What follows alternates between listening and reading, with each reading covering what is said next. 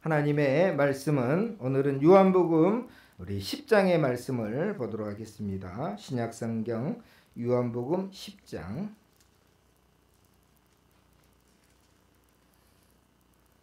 제가 가진 성경으로는 162쪽 신약성경 말씀입니다.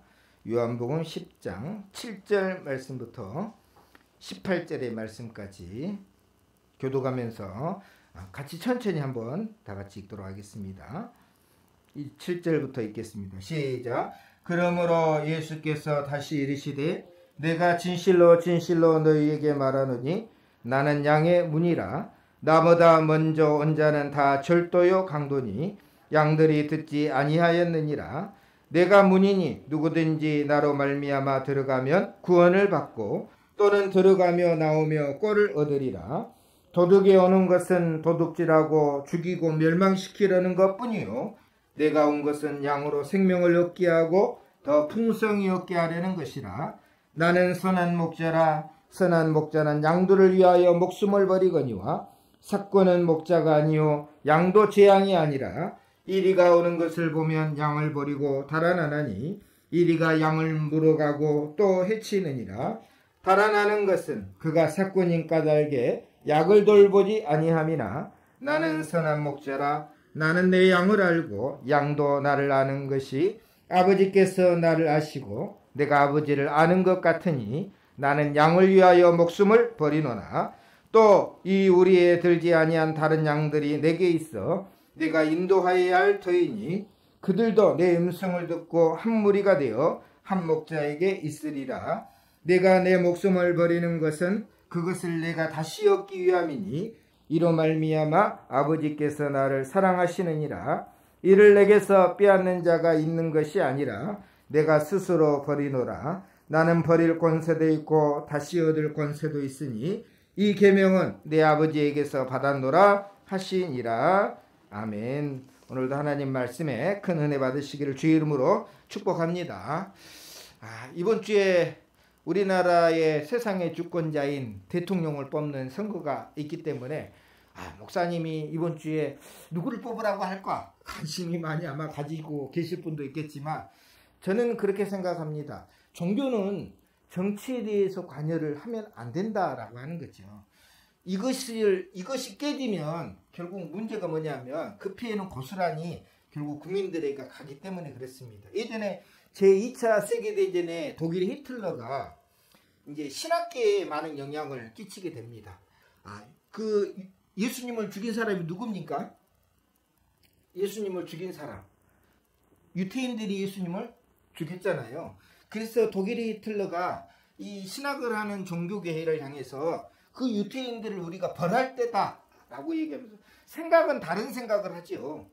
그러니까 성경을 가지고 독재자들은 그런 식으로 그 백성들을 이렇게 속이는 거죠. 그래서 이제 종교계가 다 나서가지고 그렇구나 이번에 우리가 이 힘을 가지고 저 회개하지 않는 저 이스라엘 사람 유대인들을 벌을 하자 그래가지고 결국은 이제 많은 목사님들이 개신교 목사님들이 우리 젊은이들이 전쟁에 나가야 된다고 하면서 오히려 전쟁에 나가는 것을 해서 이제 많은 젊은이들이 전쟁에 나가서 결국은 이제 죽음으로 돌아오는 상황이 있게 됩니다. 결국은 이 종교계가 이제 정치와 이렇게 합해지게 되면 이런 문제가 생기게 돼요. 그래서 결국은 하나님은 우리 종교계는 절대 이제 정치와의 서로 이 문제에 있어서는 중립 입장을 서라고 늘 말씀하셨기 때문에 저도 사실은 제가 원하는 사람이 있죠. 제가 생각하는 사람이 있을 거 아닙니까? 우리 성도들도 그렇지만 우리가 그거를 뒤로 두고 정말 하나님께서 원하는 주권자 왕은 어떤 모습일까? 우리가 한번 생각해 보고 여러분들에게 그 지혜가 생기면 여러분들이 이제 그 지혜를 가지고 올바른 선택을 하시기를 바라겠습니다. 하나님은 원래부터 왕정제도를 싫어했어요. 하나님 원래부터 왕정제도를 싫어했어요. 그래서 여러분 잘 아는 성경에 보면 아브라함 때도 보면 왕정제도가 있었죠. 소돔과 고모라도 왕이 있었잖아요. 그죠? 그래서 그 왕들이 뭡니까? 그 군사들이 이끌고 나가가지고 전쟁에 나가고 어떻게 보면 중앙 집권이 되는 거예요. 왕이라고 하는 힘 가운데 사람들이 몰려가니까 얼마나 그게 셉니까? 그리고 그 이집트, 지금의 이집트 예전에 애굽이라고 얘기하는데 애굽도 바로라고 그래가지고 왕이 있었잖아요. 다 왕정제도가 그 주변에 있었어요. 근데 유독이나 왕정제도가 계속 없었던 나라가 있었는데 그 나라가 바로 이스라엘이었어요. 그래서 가나안 땅을 차지하고 그 땅들을 다 점령한 가운데서도 하나님은 왕을 허락을 하지 않았어요. 근데 이제 문제가 뭐가 있냐면 그때 당시에 선지자가 누구였냐면 우리가 잘 아는 한나의 아들이었던 사무엘 선지자입니다. 이 사무엘 선지자가 이제 온 나라를 돌아다니면서 하나님의 사역을 했지요. 그래서 사울을 기름 부어 뽑고 또 다윗에게 기름도 붓고 이런 일들을 하면서 하나님의 일들을 해왔지요. 근데 이제 사무엘 때까지는 문제가 없었어요. 왜냐하면 사무엘을 하나님의 대리자로 사람들이 생각했으니까. 근데 이제 사무엘이 이제 나이가 들어가지고 이제 아들한테 그 직임을 넘기게 됩니다. 근데 문제가 발생해서 한번 넘겨보실까요? 어떤 문제가 발생했냐면 사무엘이 늙음에 그의 아들들을 이스라엘 사사로 삼으니라고 그랬어요. 당연히 그러겠죠. 이제 사무엘이 늙었으니까 장자의 이름은 요엘이요 차자의 이름은 아비야라. 그들이 브엘세바에서 사사가 되니라 그랬어요. 그러니까 이제 사무엘 이후로 사실 이 두 명의 아들이 사사가 된 거예요. 우리는 사실 성경을 보면 사무엘을 마지막 사사라고 그럽니다. 선지자 또 마지막 사사라고 그러는데 사실 마지막 사사들은 두 아들이잖아요. 여기 요엘과 아비야. 근데 이제 그 아들들이 자기 아버지의 행위를 따르지 아니하고 이익을 따라 뇌물을 받고 판결을 굳게 하니라 그랬어요. 어떻게 보면 재판관이 되어서 판결을 잘 해야 되는데 돈을 받고 뇌물을 받고 판결을 뭡니까? 바꿔버린 일을 하게 된 거예요. 그래서 이제 백성들이 그거를 알고 일어나는 거예요. 우리는 더 이상 이런 사사라면 원하지 않습니다. 우리에게도 왕을 달라고 얘기를 해요. 우리에게도. 왜? 다른 나라들도 다 왕이 있으니까 우리도 이렇게 힘의 구심점을 생길 수 있는 왕을 달라고. 그래서 하나님께서 뭐라고 여기 빨간 글자를 한번 같이 읽어볼까? 시작. 여호와께서 사무엘에게 이르시되 백성이 내게 한 말을 다 들으라. 이는 그들이 너를 버림이 아니요 나를 버려 자기들의 왕이 되지 못하게 함이니라 그랬어요. 하나님께서 말씀을 하시는데 좀 희한한 말씀 하나 하십니다. 여기 보면 백성들이 왕을 요구하는 거죠. 왕을 요구하는데 여기에 보면 이는 그들이 너를 사무엘을 버림이 아니고 나를 하나님을 버려서 자기들의 왕이 되지 못하게 함이니라. 결국 하나님이 직접 다스리는 시대였음에도 불구하고 사람들은 뭘 요구하게 된 겁니까? 왕을 요구를 하게 된 거죠. 그래서 하나님은 거기에 대해서 나를 버렸다라고 얘기합니다. 근데 하나님은 또 그들의 요구를 들어주죠. 그래 그러면 너희들이 왕을 요구했으니까 그러면 왕을 세우겠다. 대신에 이 왕에 대한 제도에 대해서 설명합니다. 이 왕이 너희들을 이롭게 하는 그런 것은 아닐 것이다. 왜냐하면 이 절대 권력자들이 결국은 너희들의 자녀들을 전부 전쟁터로 이끌 것이고 지금 우리 잘 아는 러시아 그죠? 러시아가 사실은 지금 우크라이나를 침공하는 것은 나토가 계속해서 그 막 이렇게 세력을 확장하기 때문에 그런다고 그랬는데 세계에서요 핵무기 제일로 많이 가진 나라가 어느 나라인지 아십니까? 러시아예요. 그러니까 다른 나라가 만약에 쳐들어가면 갈 수가 있겠어요? 없겠어요? 갈 수가 없죠. 그때는 다른 나라가 전쟁을 하러 오면 핵무기 쏴버리면 되는 거니까. 지금 저기 그 인도하고 중국하고 그 뭐 저기 이제 싸움을 하는데 그 뭐 테크나 이런 전쟁보다는 나가서 뭐 막대기 같은 거 막 쇠 막대기 같은 거 그걸로 싸우잖아요. 왜냐면 이 두 나라가 핵을 가지고 있어요. 이게 이제 큰 전쟁이 나면 결국 핵무기가 왔다 갔다 해야 되니까 그러면 나라는 결국 망하게 되니까. 근데 세계에서 가장 많은 핵무기를 가진 나라가 러시아잖아요. 근데 러시아가 겁이 많아요. 겁이 너무 많아. 힘은 제일로 뭐 가장 최고의 물론 뭐 핵무기를 함부로 쓸 수 없으니까 그러기도 하겠지만 근데 최후의 무기가 있잖아요. 누구도 건들지 못하는 최고의 무기가. 근데도 겁이 나는 거예요. 그래서 이제 그걸 위해서 이렇게 쳐들어간다고 하지만 핵무기도 없는 나라에 쳐들어가 가지고 자기 나라 종을 만들겠다고 지금 하는 상황이라 지금 막 싸우고 있잖아. 그럼 누가 희생이 되는 겁니까? 푸틴이 직접 나가서 싸우는 것도 아니에요. 그러면 자기 그 크렘린 궁에 있더라고요 보니까. 그러면 누가 나가서 싸웁니까? 아들, 딸들이 나가서 싸우는 거예요. 아들, 딸들이 나가서. 지금 많이, 지금, 우리는 잘 모르잖아요. 이게 사람이 어떻게, 병사들이 어떻게, 탱크 안에요. 적어도 4명이나 5명 정도가 거기서 같이 있어요. 탱크가 어떻게 보면 폭파당하면 누가 죽습니까? 그 안에 있는 4명과 5명의 병사들은 죽는 거예요. 우리 눈에는 이렇게 보이지 않아서 별거 아닌 것 같지만 탱크 하나가 폭발되면 그런 거예요. 그러니까 사실은 엄청난 일이잖아요. 이렇게 많은 젊은이들이 죽게 돼요. 하나님은 그걸 염려하는 거예요. 너희들이 원하는 그 왕이 힘을 얻게 되면 너희들 자녀들을 전부 군대로 징집을 시킬 거다. 그건 알고 너희들이 왕을 선택하라 라고 얘기를 한 거예요. 그 다음에 너희 딸들을 종으로 부릴 거다. 너희들이 예수 수학하고 열심히 일하는 그 부분도 세금이라고 하는 명목으로 너희들 다 가져갈 거다. 왜냐하면 왕궁도 지어야 되고 또 왕을 옆에서 뭡니까? 호위하는 무사들도 필요하고 그러다 보니까 오직 왕을 위해서 그런 것들을 제공할 것이니까 그렇게 될 거다라고 얘기를 해요. 그럼에도 불구하고 이스라엘 사람들은 하나님이 직접 통치하는 것을 원치 않고 뭡니까? 결국은 왕을 원해서 그럼 제비 뽑아라. 그래서 선택한 사람이 누굽니까? 바로 사울이었다라고 하는 거예요. 그러니까 하나님은 왕정 제도를 원치 않았습니다. 하나님이 직접 다스리는, 하나님은 전쟁에 능한 왕이시고 필요할 땐 하나님께서 도움을 줄 건데 사람들은 뭡니까? 그래도 뭔가 믿을 구석이 있어야 되는 거 아닙니까?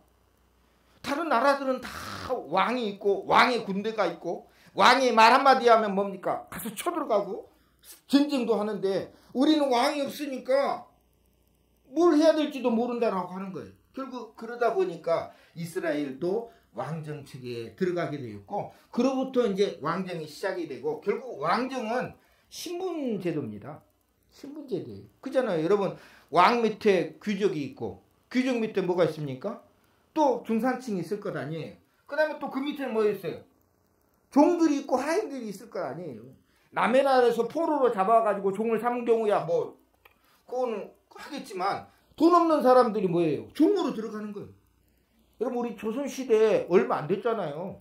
여러분 조선시대 우리 지금 생각하면요. 우리 얼마 안 됐습니까? 저희 1900 연도니까 생각해보면 거의 한 200년 조금 되나요? 그렇게 생각하면. 근데 그 당시에도요.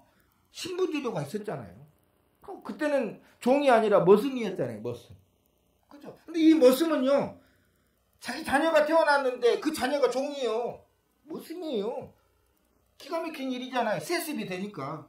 양반 사회, 머슴 사회 이렇게 나눠져가지고 그런 세상이 바로 오늘날 우리가 가지고 있는 세상의 주권자들이 다스리는 세상이에요. 우리 국민들이 착각을 하면 안 됩니다. 우리가 대통령 잘 뽑으면 우리를 위해서 뭔가를 해주겠지. 다 보니까 안 그렇더라고요. 뭐 지금 대통령 누가 될 건지는 모르겠지만 다 팔은 안으로 굽는다고 그래서 다 이득. 그리고 또 우리들도 보면 다 학연 따지죠. 어느 학교 나오냐. 그리고 하고 또 혈연, 지연 어느 지방이냐 또 태어난 곳이 어디냐에 따라서 또 택하기도 하고 결국 우리도 그렇게 하잖아요. 근데 그런 거 보면 우리가 세상의 주권자들에 대해서 우리가 정말로 물론 희망을 가지고 이번에도 대통령을 우리가 우리 손으로 뽑지만 그래도 너무 큰 기대를 하지 않았으면 좋겠어요. 왜요? 큰 기대를 하면 또 실망을 하게 되니까. 그럼에도 불구하고 우리는 뭡니까? 믿고 맡겨야 되잖아요. 그래도 믿고 맡겨야 돼요. 누구한테 믿고 맡기겠어요? 그래서 그러면 진짜 하나님이 원하는 왕은 누구냐는 거예요. 진짜 하나님이 원하는 왕, 이 땅에 보내신 왕 바로 예수 그리스도라는 거예요. 그럼 생각해 보세요.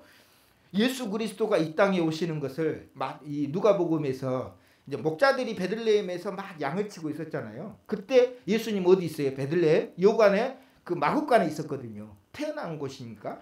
그때 천사가 와가지고 이 목자들에게 뭔가를 하나를 메시지를 전합니다. 그 메시지가 뭐냐면 너희에게 온 백성에게 미칠 기쁜 소식을 전하노라라고 그랬어요. 여러분 온 백성에게 기쁜 소식이 뭘까요? 이게 중요한 겁니다. 왜 그러냐면 여러분 뭐 누가 되든지 1번이 되든지 2번이 되든지 지금 뭐 1번이냐 2번이냐가 지금 가장 큰 하지만 14번까지 있잖아요. 누가 되든지 사실하지만 다 자기 나름대로 뭡니까? 원하는 사람이 있어서 우리가 찍을 것 아니에요. 다 자기 뭐 각자 여러 가지 것으로 우리가 찍는데 여러분 누가 뽑아주면 누구는 기분 나빠요. 안 그러겠어요? 그렇죠? 파란 쪽이 뽑혀지면 빨간 쪽은 기분이 안 좋은 거고 빨간 쪽이 뽑혀지면 파란 쪽은 기분이 안 좋은 거잖아요. 그렇죠? 이게 굉장히 그건 문제가 있습니다. 세상의 것들은요. 힘이라는 것은 그래요. 누군가는 뺏기게 되어 있고요. 누군가는 얻게 되어 있어요. 그러다 보니까 이게 온 백성들이 기뻐할 만한 게 아니에요. 여러분 이번에 대통령 선거가 우리 온 국민에게 기쁨을 주겠다. 아니 저는 무슨 걱정하냐면 이게 나라가 반으로 쪼개질 것 같더라고. 생각이 반으로 거의 지금 나눠져 가지고 이게 완전 전쟁터가 돼버린 것 같아요. 누가 되느냐. 그 너무 가슴이 아픈 거죠. 너무 가슴. 그냥 뭐 5년 동안 나라를 위해서 헌신할 사람 한 사람 뽑는 개념이 아니라 서로 그냥 전쟁을 하고 있는 상황이에요. 그러다 보면 국론이 분열되고 그러면 그 국론 분열되면 결국 누가 좋아하겠어요? 주변의 나라들이 또 좋아할 거 아니에요. 그죠? 우리 예전에 임진왜란 터졌을 때도 마찬가지고 그렇게 이의가 10만 양병 군인들을 우리가 해야 훈련 내야 된다고 그러는데 저쪽 반대파들은 아이 걱정 없다라고 하면서 우리가 가서 봤더니 전혀 전쟁 준비도 안 하고 있더라. 그렇게 해가지고 결국 뭡니까? 임진왜란 또 결국 누가 고생을 당했어요? 백성들만 고생 당했어요. 결국 누가 전쟁에서 했습니까? 백성들이 일어나가지고 의병돼가지고 전쟁을 승리를 이끌었지 제대로 된 뭐 군사들이 군대가 파견돼가지고 하는 게 아니잖아요. 뭐 이순신 장군이 그동안 이제 승리를 해서 우리가 다행히 또 이기기는 했겠지만 그 피해는 고스란히 누구가 당합니까? 우리가 다 당한 거잖아요. 그 일본에 보면 여러분 코무덤이라는 게 있더래요. 코무덤. 그 코무덤이 뭐냐면 한국 사람들 코무덤이 있고 코는 우리에게 몇 개 있습니까? 몇 개 있어요? 코 2개, 3개 있는 거 아니잖아요. 한 사람당 하나밖에 없잖아요. 그러니까 코 하나당 뭐예요? 사람 하나라고 생각하고 돈을 준다는 거예요. 그러니까 뭡니까? 그 일본 사람들이 와가지고 돈 벌려고 사람 코 베가지고 가가지고 코무덤 만들었어. 그런 일도 우리가 당했죠. 결국은 우리가 당하는 일이잖아요. 그런 거 보면 우리가 많이 기도해야 됩니다. 근데 진짜 왕은 진짜 하나님께서 이 땅에 보내신 왕은 모든 사람에게 기쁨을 주는 거예요. 물론 여러분 헤롯은 기분이 나빴겠죠. 예수님이 이 땅에 오셨을 때 정신이 없고 소동했으니까 하나님 말씀대로 안 사는 사람들은 기분이 나빴겠지만 근데요 그 사람들에게도 예수님은요 기쁜 소식입니다. 왜 그렇겠어요? 왜 그게 기쁜 소식입니까? 예수님이 이 땅에 오신 것은 세상의 권력을 가지기 위한 게 아니었거든요. 그건 뭐냐면 모든 사람들이 고통 가운데 있는 이 죽음의 문제, 이 죄의 문제를 해결해 주시기 위해서 오셨으니까.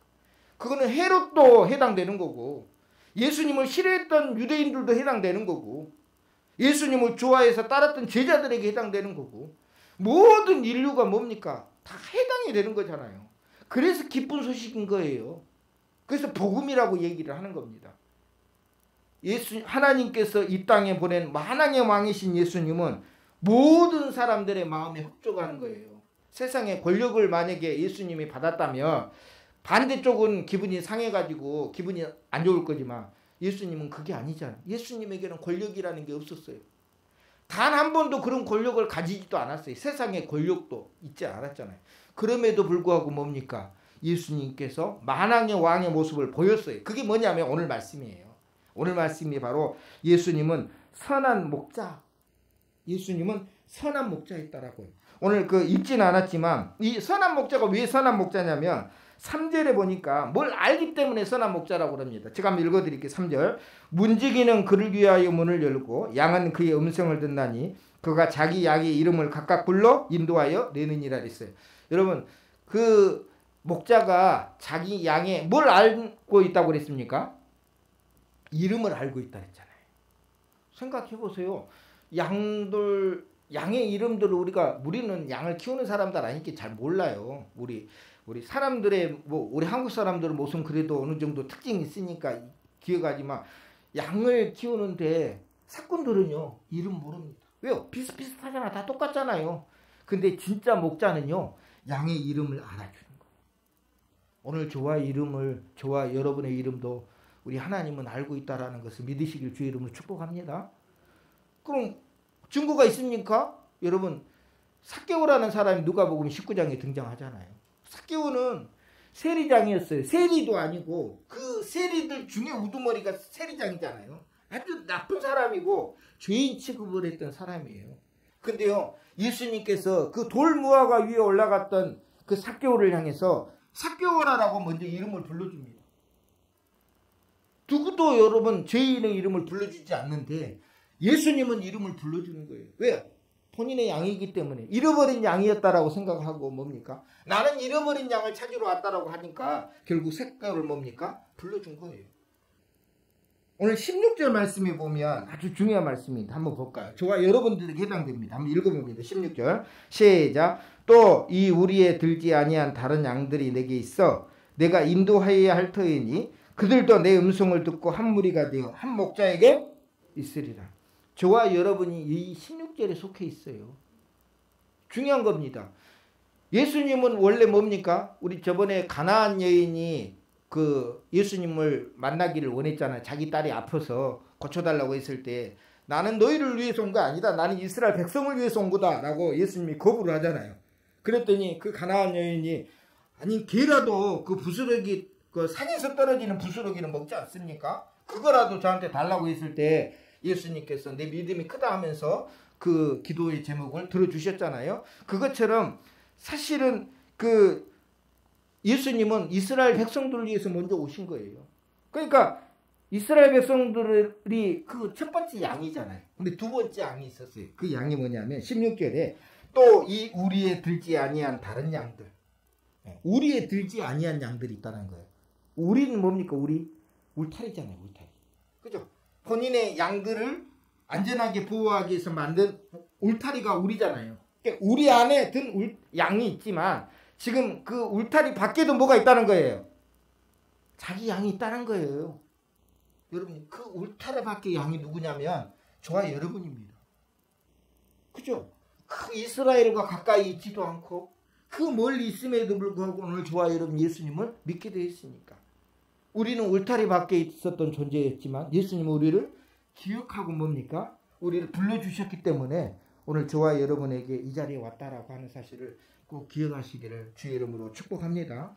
두 번째 생각해야 될 선한 목자는 뭐냐면 선한 목자는 양들이 아플 때나 병들었거나 문제가 있을 때도 양을 포기하지 않는다는 거죠. 예수님께서 이 땅에 오셨을 때 그 모습을 다 보여주셨어요. 여러분 예수님에게 기도 응답 받았던 사람들을 한번 여러분 나열해 보세요. 12년 동안 혈릴 줄 알았던 여인 믿음이 크다라고 칭찬받았잖아요. 그 응답 받았잖아요. 중요한 거. 중풍병자 치료받았잖아요. 38년 된 병자도 치료받았잖아요. 그죠? 수많은 많은 병자들 그것도요 신분이 별로 안 좋은 사람 하인들 종들 우리 백부장의 하인도 뭡니까? 은혜 가운데서 고침을 받았잖아요. 병들거나 아프거나 보통 세상의 권력자들은요 병들거나 아프거나 어떻게 보면 문제 있는 사람들을 무시해버립니다. 근데요 선한 목자 되신 예수님은 그들과 함께 있었어요. 왜요? 예수님도 팔을 벌려서 부자들과 같이 가기를 원했죠. 예수님도 팔을 벌려서 힘 있는 사람들에게도 같이 가기를 원했어요. 근데 그들은 뭡니까? 다 거부합니다. 근데요 예수님이 팔 벌렸을 때 같이 따라와 다녔던 사람들은 여기 가운데 여러 가지 인생의 문제를 앓고 있었던 사람들이에요. 저와 여러분도 그런 문제가 있잖아요. 근데 우리 예수님은요 절대 버리지 않아요. 그래서 우리가 믿고 의지하는 거 아닙니까? 아플 때도 병들거나 괴로울 때도 예수님은요 우리와 함께 하신다고 약속했기 때문에 그래서 예수님을 선한 목자라고 합니다. 세상은 그렇지 않아요. 아픈 사람들 별로 귀하게 생각하지도 않아요. 지금 코로나 때문에요 사람 생명 하나가 파리 목숨보다 못하는 것 같더라고요. 지금 미국 같은 데는 보니까 막 97만 명 거의 100만 명 정도 지금 모르겠어요. 정확한 숫자는 잘 모르겠어요. 하여튼 그 정도예요. 코로나 때문에 그렇게 죽게 우리도 지금 8,000명 넘었잖아요. 와 이제 사람 하나 죽는 거 근데 지금 전쟁터에 보니까 뭐 코로나가 아니건 이게 오미크론이 지금 안 나왔으면요 아마 더 난리가 났을 거예요. 그러니까 이런 모습을 보면서 진짜 목자가 중요한 거예요. 선한 목자. 오늘 저와 여러분들이 믿고 따라야 될 선한 목자는 바로 예수님이다라고 하는 사실을 꼭 기억하시고, 병들거나 아프거나 힘들 때에도 그 양을 포기하지 않아요. 여러분 꼭 기억하시고 오늘도 예수님의 그늘에 있기를 축복합니다. 그 다음에 잘 아는 대로 그 사역할 때 그렇게 힘들고 어려운 사람들과 함께 있더니 그들을 위해서 결국 뭐 했습니까? 목숨을 버렸잖아요. 그게 선한 목자예요. 근데 성경에 보니까 11절, 15절, 17절, 18절에도 다 목숨을 버린다고 얘기해요. 내가 스스로 버린다. 내가 스스로 버려요. 정말 봐요. 18절 말씀에 보면 이를 내게서 빼앗는 자가 있는 것이 아니라, 쉽게 얘기하면 너의 목숨을 빼앗아 가지고 죽이게 하는 게 아니라 내가 스스로 내 목숨을 뭡니까? 양들을 위해서 버린다고 얘기하는 거예요. 이게 진짜 뭡니까? 선한 목자. 이번에도 이제 뭐 계속 뭐 코로나 얘기하는데, 젤렌스키라고 하는 분, 우린 잘 모르잖아요. 이 사람이 아마 개그맨인 것 같아요. 그러니까 웃음을 만들어내면서 하여튼 그런 것 같아요. 우리 뭐 코미디언이나 개그맨 우리나라로 치면. 근데 저 인기가 좋아가지고 대통령까지 됐어요. 대통령. 근데 우리도 그랬잖아요. 개그맨이 막 뭐 이렇게 대통령까지 된다는 게 사실 좀 무시할 수도 있잖아요. 남 맞고 웃기려면 막 얼굴에도 이상한 뭐 화장 같은 것도 하고 막 이렇게 학대도 하면서 막 웃기고 막 그러잖아요. 그런 거 보면 별로 무시 당하는데, 근데 이번에 전쟁에 보니까요, 직접 나가서 지금 싸우고 있잖아요. 그러니까 백성들이요, 자유 대통령 세웠다고 하면서 뭡니까? 지금 따르고 있어요. 그러면서 마지막으로 지금 이게 마지막 제가 내 모습을 보일 수 있는 모습이라고 얘기하면서 우리나라를 도와달라고 이렇게 얘기하는 대통령이, 목숨을 버리는 거 그거 이상 더 이상이 어디가 있습니까? 이 예수님은 선한 목자이기 때문에 목숨을 버리는 거, 뭘 위해서요?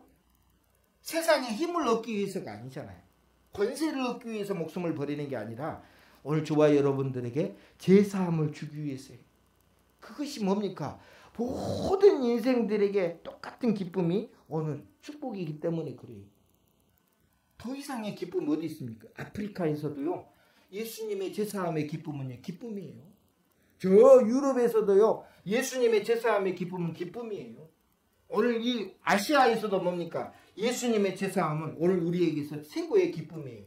그 기쁨을 주시기 위해서 예수님이 십자가에서 죽으신 그 모습이 바로 선한 목자의 예수님이다라고 하는 것이고, 그리고 마지막으로는 이 선한 목자는요, 잃어버린 자를 지금도 부르고 있다라고 합니다.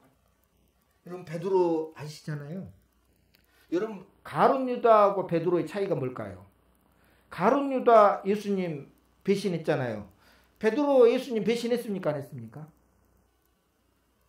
아유, 가룟 유다는 직접 행동으로 배신했고 베드로는 뭘로만 했어요? 말로만 배신했지 않습니까? 말로 배신했든지 행동으로 배신했든지 배신은 배신이에요. 그러니까 베드로는 3번이나 기회가 있었는데 오히려 예수님을 저주까지 했잖아요.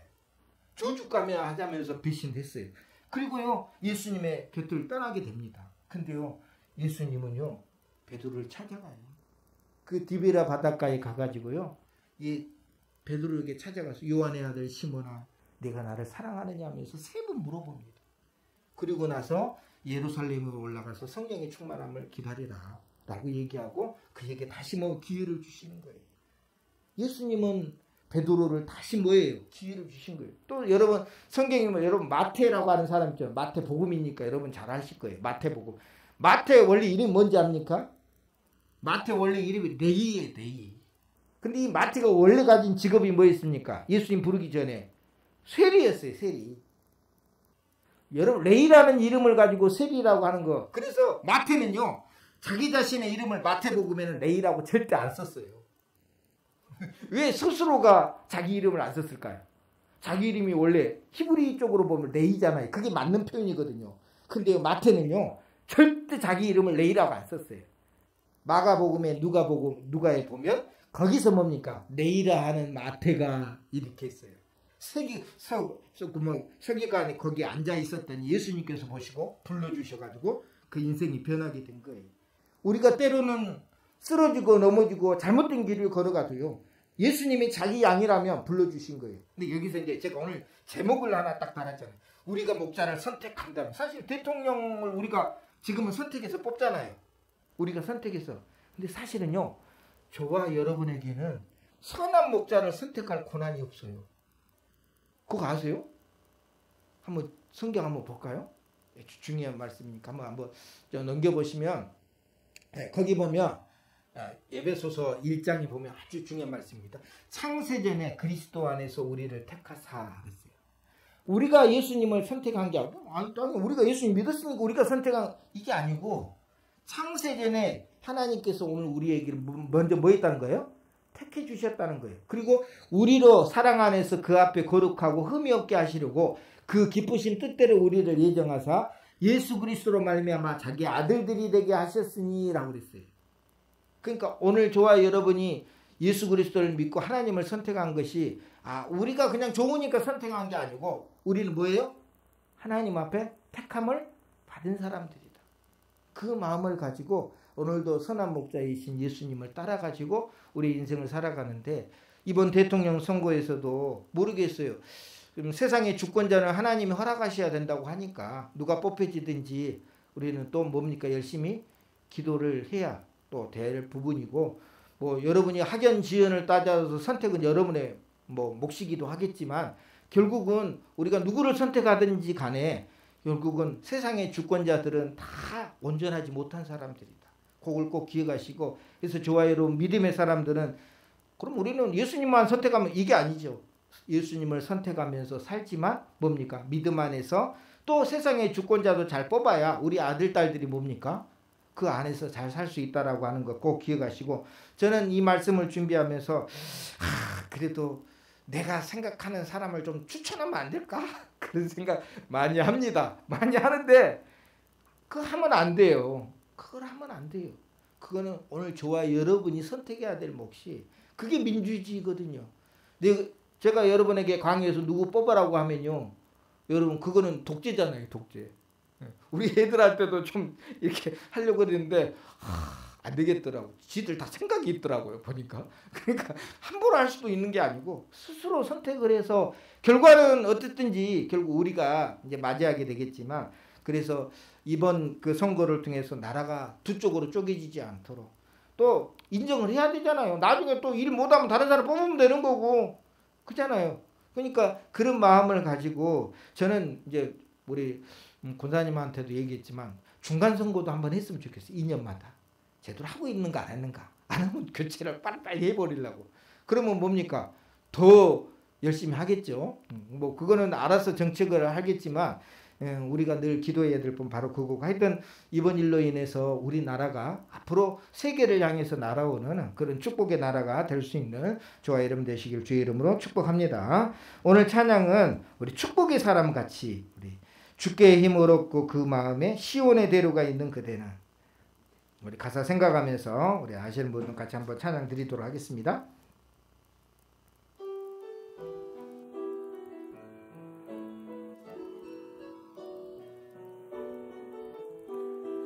주께 힘을 얻고 그 마음에 주께 힘을 얻고 그 마음에 시온의 대로가 있는 그대는 하나님의 축복의 사람이죠. 주님 그대를 너무 기뻐하시죠. 주의 집에 거하기를 사모하고 주를 항상 찬송하는 그대는 하나님의 축복의 사람이죠. 주님 그대를 너무 사랑하시죠. 그대 섬김은 아름다운 찬송. 그대 헌신은 향기로운 기도. 그대가 밟는 땅 어디에서라도 주님의 이름 높아지. 후렴 한 번 더 합니다. 그대 섬김은 아름다운 찬송. 그대 헌신은 향기로운 기도. 그대가 내가 밟는 땅 어디에서라도 주님의 이름 높아질 거예요. 오늘 이 찬양을 생각하면서 또 말씀을 생각하면서 우리가 선택받은 하나님 앞에 축복의 사람이라는 거, 주의 영광 드러내고 주의 이름 드러내기 위해 마지막 때에 쓰임받게 해달라고 기도하시고, 또 이번 대통령 선거에도 하나님이 허락한 이가 선발될 수 있도록 위해서 같이 기도하도록 하겠습니다. 하나님 아버지, 오늘도 저희들을 사랑하여 주시고 창세전에 미리 예정하사 우리의 이름을 불러주시고 오늘도 하나님의 보금자리에서 하나님 앞에 예배드리는 자리를 지키며 살게 하신 것 감사합니다. 모든 사람에게 질서함의 기쁨을 주기를 원했고 모든 사람에게 부활의 기쁨을 주기를 원했는데 하나님, 인정하지 못한 사람들이 세상에 너무너무 많습니다. 하나님, 오늘도 예수님 때문에 질서함이 오늘 우리 사랑하는 성도들에게 일어나게 도와주시고 오늘도 부활의 소망을 가지고 하나님만 바라볼 수 있도록 도와주옵소서. 이 나라를 불쌍히 여겨주시고 혹이라도 이 대통령 선거 때문에 국론이 두 쪽으로 하나님 분열되지 않게 도와주옵시며 인정하고 또 대통령으로 삼을 수 있도록 하나님께서 허락하여 주옵소서. 누가 될지는 모르나 하나님께서 허락하신 대통령이 이 나라의 주권자가 되기를 원합니다. 오늘도 하나님께서 저희 소원을 들어주시고 하나님 도와주옵소서. 하나님 아버지, 오늘도 선한 목자 되신 예수님을 살펴보았습니다. 우리의 이름을 불러주시고 우리가 병들거나 아플 때에도 버리지 아니하셨으며 우리를 위해 목숨까지 버리신 그 예수님을 우리가 기억하며 오늘도 제사함의 은혜와 축복을 우리 성도들이 허락하여 주옵소서. 오늘 우리가 또 이 땅에 살 때에 또 많은 사람들을 선택하는 또 권리가 있습니다. 투표를 해야 되는데 하나님 잘 투표할 수 있도록 도와주시고 이 나라를 위해서 정말로 크게 쓰임받을 수 있는 하나님의 사람이 선택될 수 있도록 도와주시옵소서. 예수님의 이름으로 기도드리옵나이다. 아멘. 여호와는 내게 복을 주시고 너를 지키시길 원하며 여호와는 그 얼굴을 내게 비추사 은혜 베푸시길 원하며 여호와는 그 얼굴을 내게로 향하여 드사 평강 주시기를 원하노라. 지금은 우리 주 예수 그리스도의 크신 은혜와 하나님 아버지의 무한하신 사랑하심과 성령 하나님의 감동하심이 오늘 이 시간 선한 목자 되신 예수님 앞에 늘 믿음 안에서 살기를 원하는 성도들 머리 위에 자녀들이 이제와 영원토록 함께 있을지어다. 아멘.